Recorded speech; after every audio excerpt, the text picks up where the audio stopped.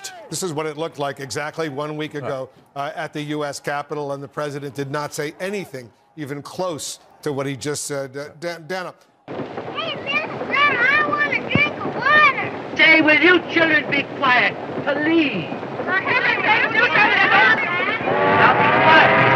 Oh, will you be quiet? You got your toe right square in my eye. Get back to that later. The Capitol building thing. It's a lot to be said about it.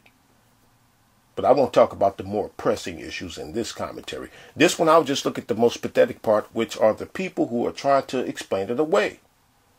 Like those wasn't Trump supporters. Those were Antifa and Black Lives Matter in the place.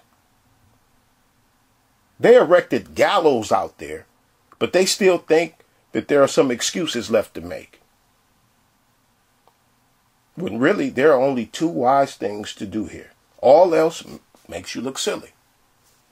One would be to publicly abandon ship.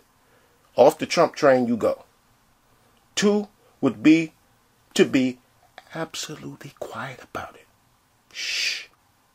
About it. The only two things that would make sense here. Last week when it happened, there's a dude named Grand Ultimate Villain.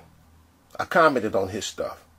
Because, I had been seeing, people I'm subscribed to with these titles. And even when I'm watching other stuff, off to the right in the recommended videos would be these titles like Patriots Infiltrated by Antifa, and other titles like Black Lives Matter Take Over the Capitol Building and stuff like that. But I never clicked on that stuff. So in his video, he was talking about all these deflections and diversions that the Trump party people was making. And I said on this comment board that I'm not even going to assault my own sanity by clicking on none of them people's videos. Well, I eventually succumbed to it. I failed. Lasted almost a week, though. Held out for almost a week. And for the past 48 hours, I've been listening to these... I don't know what to call them. I want to be very clear. I unequivocally condemn the violence that we saw last week. Violence and vandalism have absolutely no place in our country and no place in our movement. Making America great again has always been about defending the rule of law, supporting the men and women of law enforcement, and upholding our nation's most sacred traditions and values. Mob violence goes against everything I believe in and everything our movement stands for. You heard that? Our movement, he called it. That was Trump's video, not a tweet, but that was Trump's video response. But you heard our movement. He knows who tore that place up. And he knows who sent them people off to do it. And so far, he's been smart enough not to admit that. And to be honest, I've heard his rally cries. And as far as being lawfully incriminating, lawfully concrete evidence that he's told them to do that, no. I'm not a lawyer, of course, but I haven't heard any definite statements that could convict him. I would like to begin by addressing the heinous attack on the United States Capitol. Like all Americans, I am outraged by the violence, lawlessness, and mayhem. I immediately deployed the National Guard and federal law enforcement to secure the building and expel the intruders. America is and must always be a nation of law and order.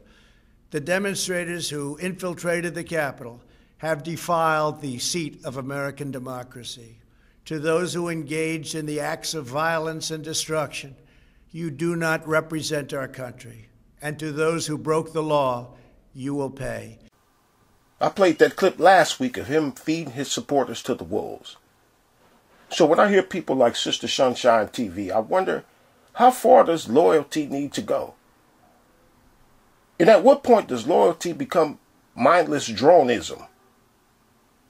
I listened to her last night, and one of the erroneous claims that she made was people are persecuting Trump to discourage regular citizens from wanting to become politicians. I shit thee not. She said that. and it got worse. Yeah, she got worse. She said that the people were in there. Wait for it. She said the people that was in there were pushed into the building. Yes, she said that. She did. So they were pushed through the doors and all the way up the stairs into the rafters. Some were pushed into Nancy's office, then pushed into her seat.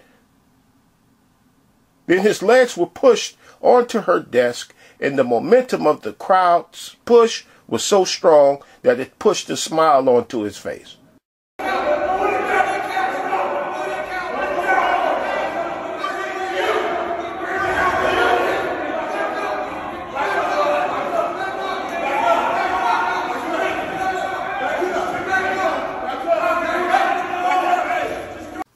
He wasn't chasing that cop. He was being pushed in that direction. A direction that just so happened to be where the cop wanted to be standing at. Just like the people that was being pushed up walls. But this is why I knew better than to listen to these people. Let me play another clip that Trump made in his video a few hours ago. No true supporter of mine could ever endorse political violence. No true supporter of mine could ever disrespect law enforcement or our great American flag. No true supporter of mine could ever threaten or harass their fellow Americans. If you do any of these things, you are not supporting our movement. You are attacking it, and you are attacking our country. We cannot tolerate it. No excuses, no exceptions. America is a nation of laws. Those who engaged in the attacks last week will be brought to justice. Feeds them to the wolves again. It reminds me of an episode of The Little Rascals called Choo Choo. And there was this scene. You older heads might remember this episode. A lot of little boys on this here yacht, and they're up there. So for heaven's sake, don't wake them. A lot of nice little boys on there. Shh. Hey, boys. Say, do you want one nice little present? Yeah. Well, then I'll give it to you, but don't do anything till I tell you, see?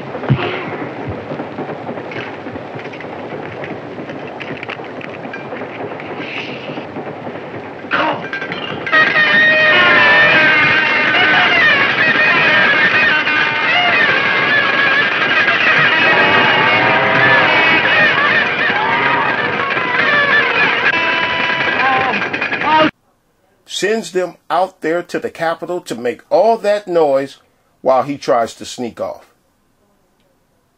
Now, no doubt, like in all protests, there are people among the crowd who don't belong there in like-mindedness with the majority of the crowd. Even when among the crowd are undercover police. We understand that. But those were Trump supporters. And you heard the man Trump say so.